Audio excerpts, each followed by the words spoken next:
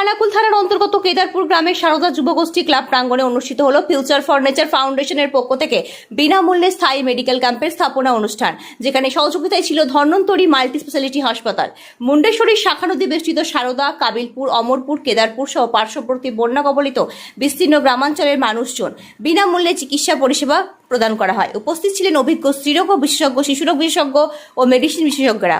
উল্লেখযোগ্য উপস্থিত চিকিৎসকদের মধ্যে ছিলেন ডক্টর সৈকত সামন্ত, ডক্টর দেবাশিস বসু, ডক্টর দিব্যেন্দু মণ্ডল, ডক্টর সঞ্জীব বসাক প্রমুখ। গ্রামবাসীরা এই চিকিৎসা পরিষেবা পেয়ে অত্যন্ত আনন্দিত ও কৃতজ্ঞ। উদ্বোধনী অনুষ্ঠানে উপস্থিত ছিলেন ফিউচার ফর নেচার ফাউন্ডেশনের তরফে পরিবেশ শিক্ষক রাজদূত সামন্ত, শিক্ষক সবুজ ধারা, ধন্বন্তরী মাল্টি স্পেশালিটি হাসপাতালের প্রতিনিধি শ্রীযুক্ত বিমান দাস এবং চাকরি পুলিশ ক্যাম্পের ইনচার্জ শ্রীযুক্ত চন্দ্রকান্ত মণ্ডল। অনুষ্ঠানে স্বাগত ভাষণ প্রদান করেন ফাউন্ডেশনের সম্পাদক শুভ্রদীপ ঘোষ।